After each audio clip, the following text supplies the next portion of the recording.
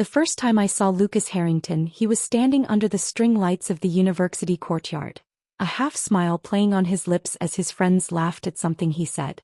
I was just the scholarship girl carrying a stack of library books, invisible in my thrift store sweater and second-hand boots.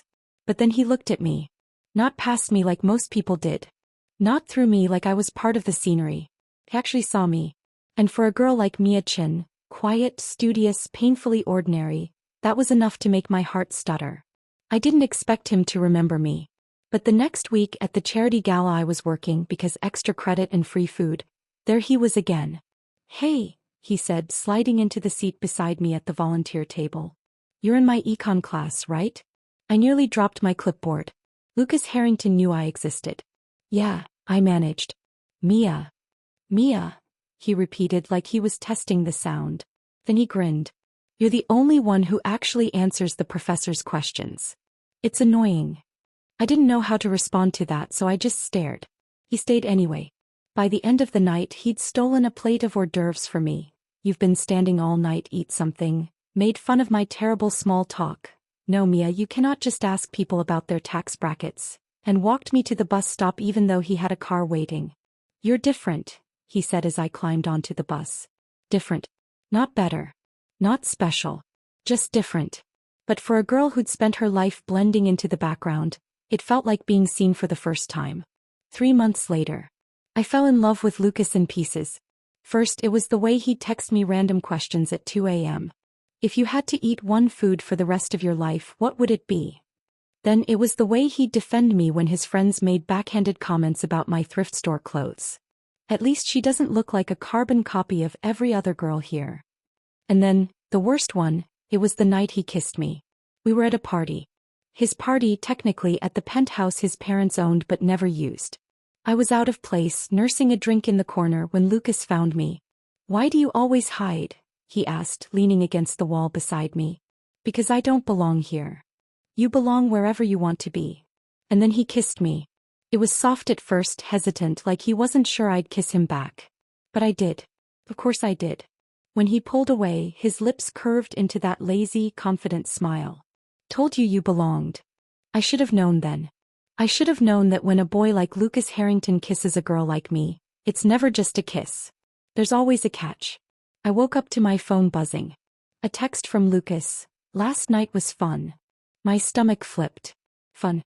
Not amazing. Not "I can't stop thinking about you." Just fun. Before I could overanalyze it, another message popped up. This time from an unknown number. A photo. Me and Lucas kissing. And beneath it a caption. "Congrats, Mia. You're the latest player in the game." My blood ran cold.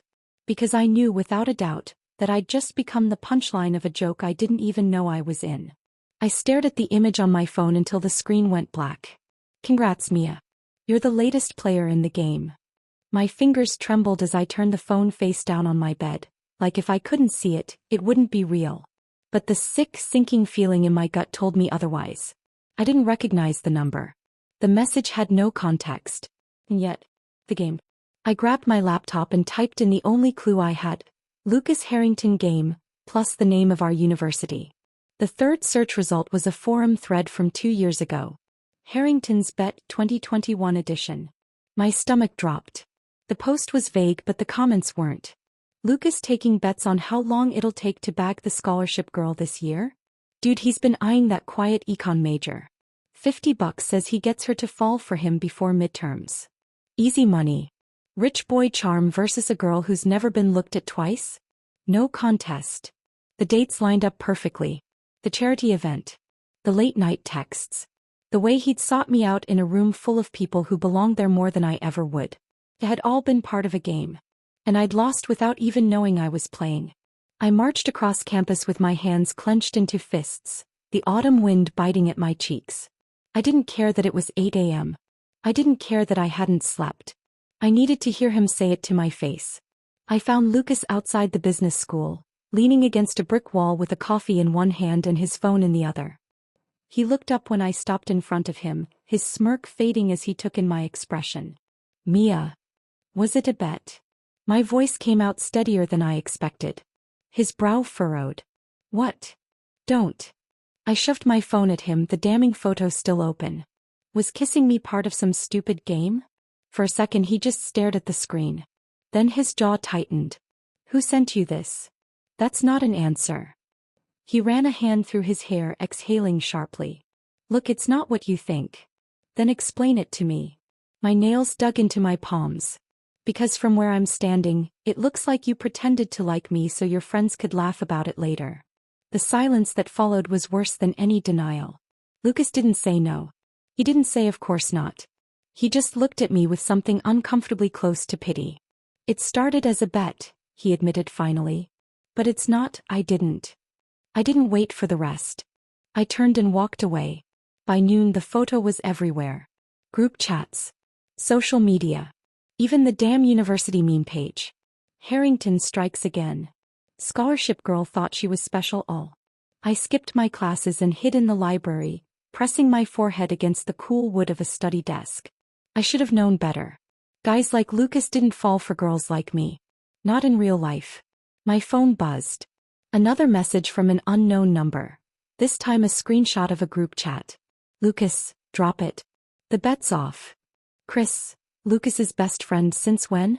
You win, dude. Just collect the money and move on. Lucas, I'm serious. Leave her alone. I closed the screen. Too little too late. I expected Lucas to avoid me after that. Instead he showed up at my dorm that night. Rain dripped from his hair as he stood in the doorway, his usual confidence replaced by something raw and unguarded. I didn't mean for it to go this far, he said. I crossed my arms. But you still did it. Yeah. He didn't try to deny it. And I regret it. Why? Because you got caught. Because I like you, Mia. His voice dropped. The bet was just an excuse to talk to you. I didn't expect. He cut himself off, shaking his head. It doesn't matter. I'm sorry. I wanted to believe him. I hated that I wanted to believe him. Prove it, I said before I could stop myself. Lucas stilled. How? Tell your friends the truth. Admit there was never a game. Or if there was, you lost. I held his gaze. Otherwise, stay away from me. For a long moment he just looked at me. Then slowly he nodded. Okay. He turned and walked back into the rain. I didn't know if he meant it. I didn't know if I cared. But as I closed the door, my heart ached in a way that told me this wasn't over. Not even close. For 3 days I didn't hear from Lucas. I told myself it was better this way. That the hollow ache in my chest would fade. That I didn't spend every lecture glancing at the door, half expecting him to walk in with that stupid, careless grin. But on the 4th day the whispers started. I caught snippets in the hallway. Did you hear? Lucas called off the bet. No way. He never backs down. Dude, he paid everyone their money back. Chris was pissed. I froze mid-step, my coffee slipping from my grip. It hit the floor with a splash, scalding liquid seeping into my shoes. No one even looked at me. Because for the first time since I'd arrived at this school, I wasn't the punchline. I was a mystery. I didn't believe it until I saw it myself. A post on Chris Donovan's Instagram. A blurry shot of Lucas shoving him against a locker, his face uncharacteristically furious. Caption. Harrington's lost it over some girl. Pathetic. My breath caught. Then worse. A direct message from Chris himself. Chris, happy now? You ruined a 5-year tradition. I blocked him. But that night as I lay in bed staring at the ceiling, my phone lit up with a new notification. A post from Lucas, his first in months.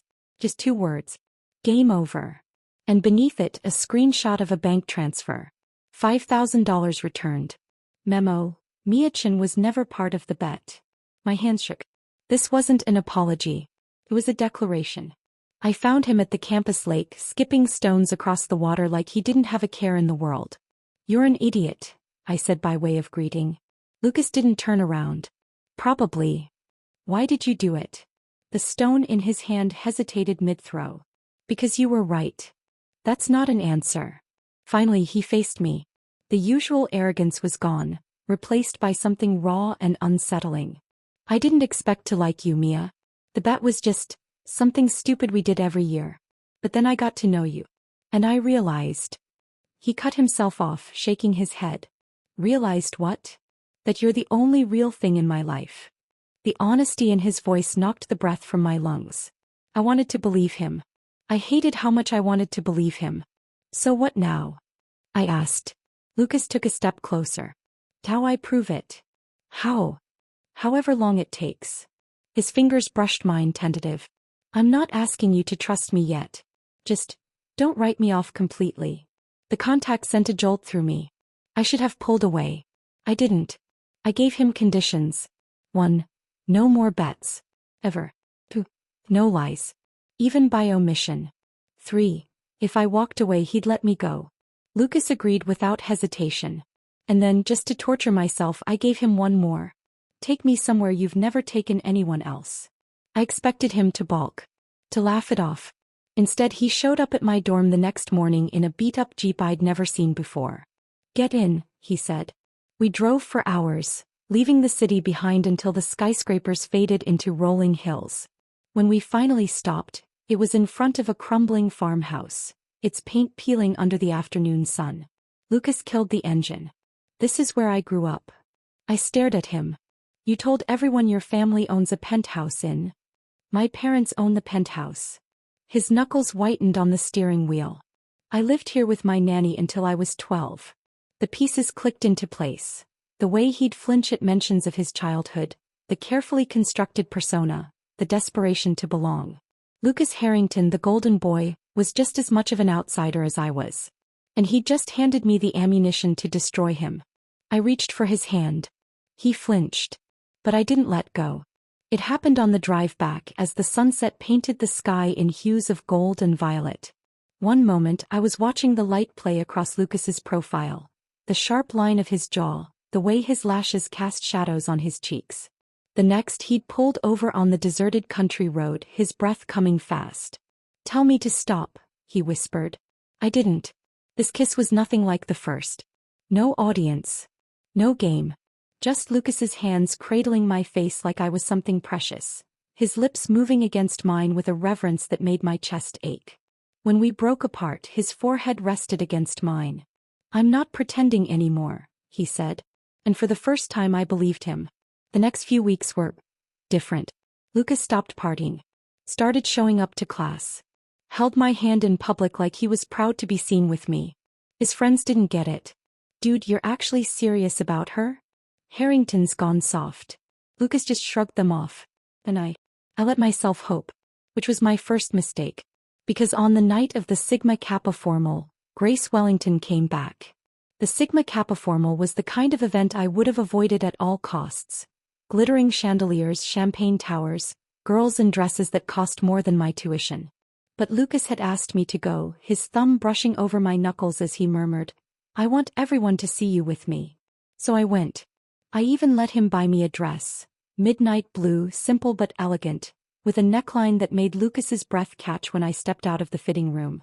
You're stunning, he said, voice rough. I almost believed him. Almost. Because as we walked into the ballroom that night, arm in arm, the whispers started almost immediately. That's the scholarship girl, right? How long do you think this one will last? Lucas's grip on my waist tightened, but before he could respond, a voice cut through the noise like a knife. Lucas. You didn't tell me you were bringing a date.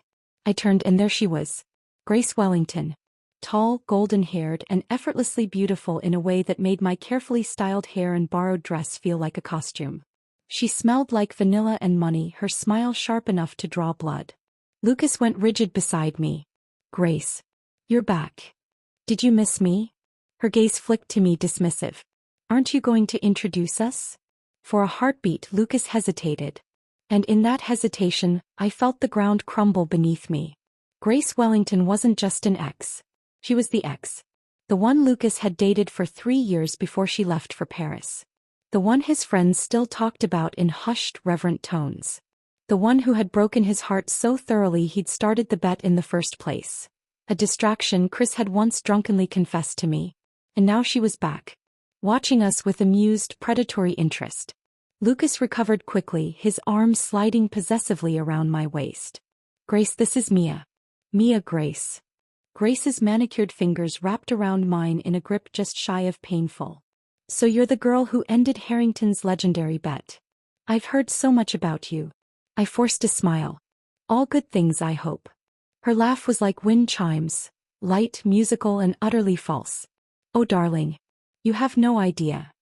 Then she leaned in, her lips brushing my ear as she whispered words meant only for me. He'll always come back to me. They always do. Before I could respond, she'd already moved on, linking her arm through Lucas's like she had every right to be there. Come on, she said, tugging him toward the dance floor. You owe me a dance for missing my farewell party. Lucas shot me an apologetic look, but he went. And I was left standing alone, clutching my champagne flute like a lifeline. I told myself it was just one dance. But as the music swelled, I watched Lucas's hands settle on Grace's waist, familiar, practiced like they'd done this 100 times before. She pressed closer, her lips grazing his jaw as she whispered something that made him laugh. The same laugh he'd given me just hours ago. My chest ached. Chris materialized at my side, smirking as he followed my gaze. Told you he'd go back to her eventually. I swallowed hard. He's just being polite. Chris snorted. Yeah. Then why hasn't he looked at you once since she got here? I didn't have an answer for that. Because he was right. Lucas hadn't glanced in my direction since Grace arrived. And when the song ended, he didn't return to me. He followed Grace onto the balcony. Alone. I should have left. But some masochistic part of me needed to hear it. Needed to see the moment Lucas Harrington chose her over me. So I followed. They were standing close, Grace's hand resting on Lucas's chest as she gazed up at him with practiced vulnerability. Missed you, she was saying. Paris was lonely without you. Lucas's voice was low, strained. You left, Grace. You didn't even say goodbye. I was scared. Her fingers twisted in his shirt. But I'm here now. And I heard about your little experiment. A dismissive wave in the general direction of the ballroom, where I was presumably still waiting like an idiot. Are you really going to throw away what we had for her? For a long moment Lucas was silent. Then, Grace. He exhaled sharply, running a hand through his hair. It's not that simple. Not that simple. Not no. Not I love Mia now. Just, not that simple. Grace smiled, triumphant. It is actually. She rose onto her tiptoes, her lips brushing his. Come home with me tonight. Just like old times. I couldn't watch anymore. I turned and ran. I didn't wait for Lucas to come find me. I left the formal alone, hailed a cab and cried the entire ride back to my dorm. By the time Lucas started blowing up my phone, I'd already blocked his number. By the time he showed up at my door, I'd packed up every gift he'd ever given me. The dress, the books, the stupid little trinkets, into a box labeled Harrington in bold black letters. When I opened the door, his eyes were wild, his tie undone. Mia. I shoved the box into his chest. Go home, Lucas. He caught my wrist. Nothing happened with Grace. I wrenched free. It doesn't matter. The words tore out of me raw and broken. Because you considered it. You hesitated. And that's enough. Lucas flinched. Mia, please. Tell me the truth. I squared my shoulders, forcing myself to meet his gaze. If Grace had come back a month ago, would we have ever happened? The silence stretched between us, heavy and suffocating. Finally, Lucas looked away. And that was answer enough. For the first week after the formal, I didn't leave my dorm except for classes. I told myself it was fine. That I'd known from the beginning Lucas Harrington wasn't permanent. That I'd been a fool to think I could ever be more than a temporary distraction for a boy like him. But my bed still smelled like his cologne. And my phone still lit up with notifications from mutual friends asking what happened. I ignored them all. Until the day Chris Donovan showed up at my door. Chris looked different without his usual smirk, smaller, almost human. He didn't meet my eyes as he shoved a crumpled envelope at me. Harrington's a mess, he muttered. I didn't take the envelope. Not my problem. Yeah, well. Chris ran a hand through his hair. He's not sleeping. He's not eating. He showed up at my place at 3 a.m. last night because he thought he saw you at a coffee shop. My chest tightened, but I kept my voice steady. Again. Not my problem. Chris sighed. Just read the damn letter, Mia. Then he walked away, leaving the envelope on my doorstep like a grenade with the pin already pulled. I waited 3 hours before opening it. 3 hours of pacing, of staring at Lucas's messy scrawl on the front, of wondering if I was strong enough to survive whatever was inside. Finally I caved. The letter wasn't long. Mia, I don't expect you to forgive me. But you deserve to know the truth. Grace and I were together for 3 years. She broke up with me the night before she left for Paris. No warning. Just a text. This isn't working. The bet started because I was angry. Because I wanted to prove I didn't care. But then I met you. You were never part of the game. You ended it. What happened at the formal? I panicked. Seeing her again brought back all that old hurt, and for a second I forgot who actually healed it. I love you, Mia. Not because you're different.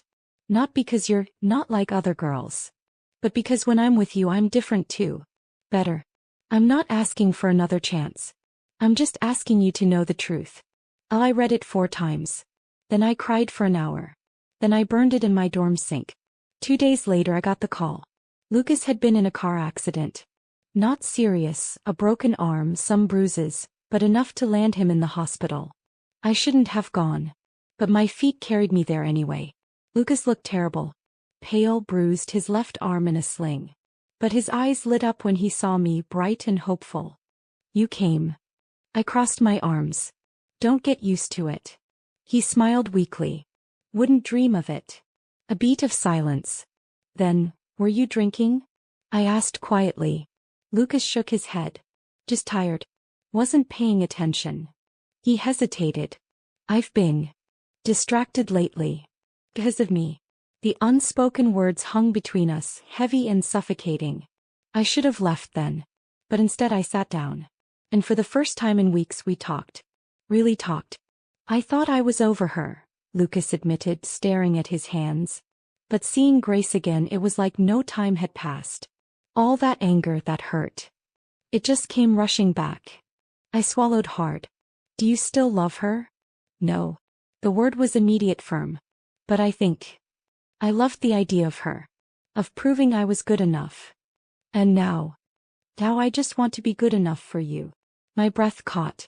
It would have been so easy to forgive him. To fall back into his arms and pretend none of it had happened. But, I need time, I whispered. Lucas nodded, his eyes sad but understanding. However long you need. Then hesitantly he reached for my hand. And for the first time since the formal, I let him. For 2 weeks after the hospital I didn't see Lucas. He texted just once to say he'd respect my need for space. No pleading. No grand gestures. Just quiet understanding that made my resolve waver more than any dramatic declaration ever could. I threw myself into finals, into extra shifts at the campus library, into anything that could distract me from the hollow ache in my chest. But then on a rainy Thursday afternoon, Grace Wellington walked into the coffee shop where I worked. She ordered a latte with almond milk, her diamond tennis bracelet glinting under the fluorescent lights as she tapped her credit card against the counter. Mia, right? Her smile was all polished condescension. We need to talk. I slid her drink across the counter. I have nothing to say to you. Grace's manicured fingers curled around the cup. Lucas told me you two are on a break. The air quotes dripped with mockery. Cute. But let's be real, you were always just a placeholder. My grip tightened on the rag I'd been wiping the counter with. Get out. She leaned in, her vanilla perfume cloying. He's taking me to the winter gala next week. His mother's idea, of course. A smirk. Family tradition. The words hit like a slap.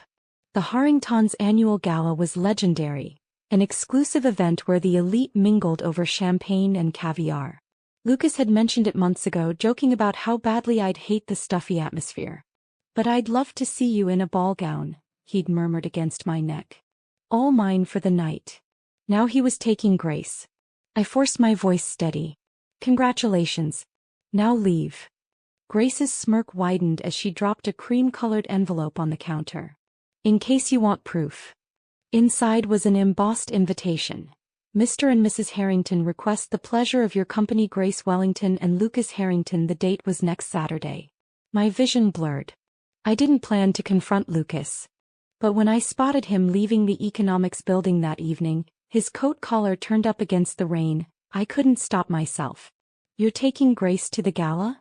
Lucas spun, his face lighting up, then falling as he registered my expression. Mia, was this your plan all along? My voice cracked. String me along until she came back. No. My parents. He raked a hand through his rain-damp hair. They've been pushing me to reconcile with Grace for years. The invitation was their doing, not mine. But you're going. A muscle jumped in his jaw. I haven't decided. Bullshit. I shoved the invitation at him. It already has your names together. Like some fucking wedding announcement.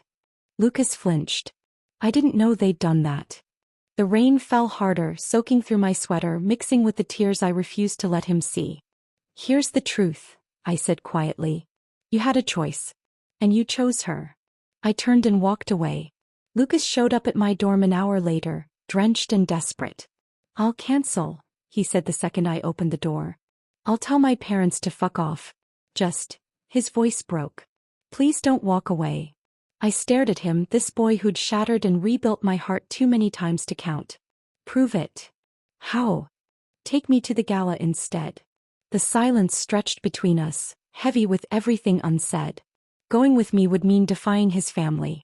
It would mean choosing me, publicly, irrevocably, over the life they'd planned for him. Lucas exhaled sharply. Okay. Just like that. No hesitation. My knees nearly buckled. The next week passed in a blur. Lucas arranged for a dress, a sapphire blue gown that made my breath catch when I saw it. He booked a stylist, a car, even convinced his mother to add my name to the guest list. She's not happy, he admitted the night before the gala as we sat on my dorm bed, his fingers laced through mine. But she'll get over it. I wanted to believe him. But when my phone buzzed with an unknown number that night, the text sent a chill down my spine. Unknown. You don't belong there. Save yourself the humiliation. I didn't tell Lucas. The Harrington estate looked like something out of a fairy tale. Ivy-covered stone, twinkling lights, valets in crisp uniforms. I clutched Lucas's arm as we stepped inside, the ballroom stretching before us in a sea of crystal and gold. Every head turned. Whispers followed us like a trail of breadcrumbs. Who is that? Isn't that the scholarship girl? Where's Grace? Then, cutting through the noise like a knife. Lucas. Mrs. Harrington stood before us, her smile icy. You didn't mention you were bringing a guest. Lucas's grip on my waist tightened. Mother, this is Mia. My girlfriend. The word hung in the air, bold and unapologetic. Mrs. Harrington's gaze raked over me. How unexpected. Before she could say more, a commotion at the entrance drew everyone's attention. Grace stood there, her silver gown shimmering, her face a mask of fury. You, she spat, staring straight at me. The room fell silent. Lucas stepped forward. Grace, don't. No, she advanced, her heels clicking against the marble. Let's settle this. Then she raised her champagne glass and threw the contents in my face. Champagne dripped down my face, cold and sticky. The ballroom was dead silent. Grace stood frozen, her chest heaving, the empty glass still clutched in her hand. For a fraction of a second, even she looked shocked by what she'd done. Then Lucas moved. He stepped between us, his body shielding mine, his voice low and dangerous. Get out. Grace's lips curled. Or what? You'll choose her over your own family? Over me. The crowd erupted into whispers. Cameras flashed. Some guest had snapped a photo. My cheeks burned, humiliation crawling up my throat. Mrs. Harrington materialized at Grace's side, her manicured hand gripping Grace's elbow. That's enough. Her icy gaze flicked to me. All of this is quite enough. Lucas didn't hesitate. He grabbed my hand and pulled me toward the exit. Behind us, Grace's voice rang out, shrill and desperate. You'll regret this, Lucas. She's nothing. Nothing. The doors swung shut behind us, cutting off her screams. Lucas's car peeled away from the estate, tires screeching. Neither of us spoke. My hands trembled in my lap, the sapphire dress ruined, my makeup streaked. Finally, Lucas pulled over on a deserted side street. I'm sorry, he choked out. God, Mia, I'm so sorry. I stared out the window, watching rain slide down the glass. You warned me. What? That night at the lake. You said your parents would never accept me. I turned to face him. I just didn't realize how far they'd go to prove it. Lucas's jaw tightened. I'll fix this. How? I don't know yet. He reached for my hand. But I'm done letting them control my life. His phone buzzed incessantly, calls from his parents, from Grace, from Chris. He silenced it without looking. For the first time I believed him. By morning the photos were everywhere. Harrington heirs explosive love triangle. Scholarship girl humiliated at high society gala. My phone blew up with messages, some supportive, most cruel. Even my professors glanced at me with pity in their eyes.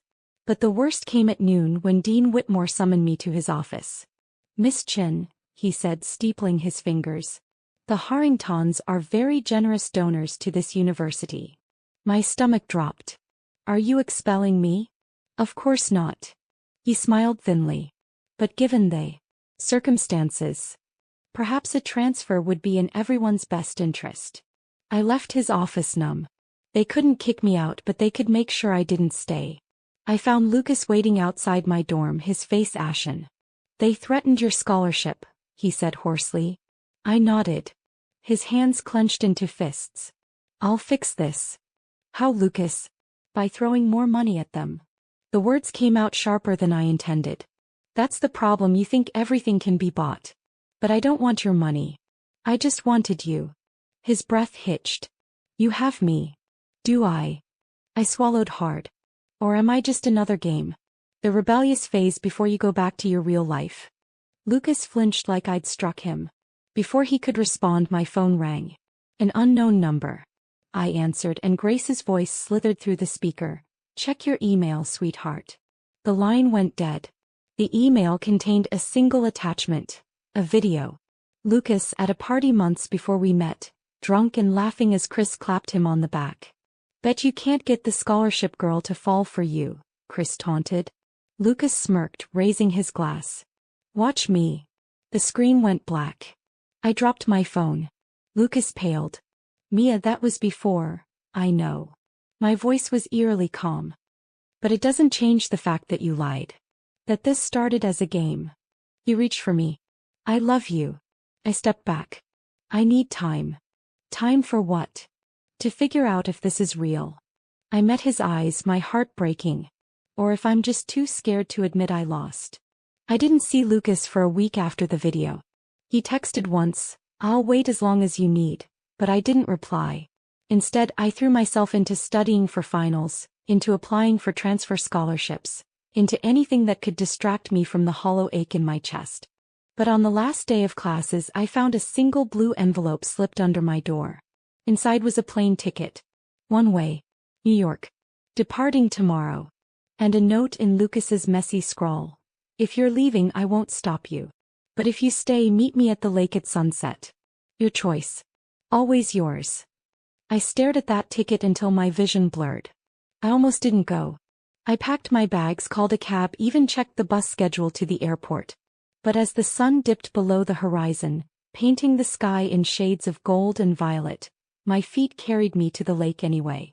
Lucas was already there, standing at the water's edge in a wrinkled button-down, his hands shoved deep in his pockets. He turned when he heard me approach, his eyes wary, hopeful. "You came." I held up the plane ticket. "You really thought I'd leave? I thought you might choose yourself for once." His voice was rough. "God knows you should." The honesty in his words knocked the breath from my lungs. For a long moment we just stared at each other, the weight of everything unsaid hanging between us. Then Lucas exhaled sharply. "I'm leaving." My heart stuttered. "What?" "Not like," he ran a hand through his hair. "I'm transferring." "To NYU." "I already talked to the dean." I blinked. "You're giving up Harrington and Company?"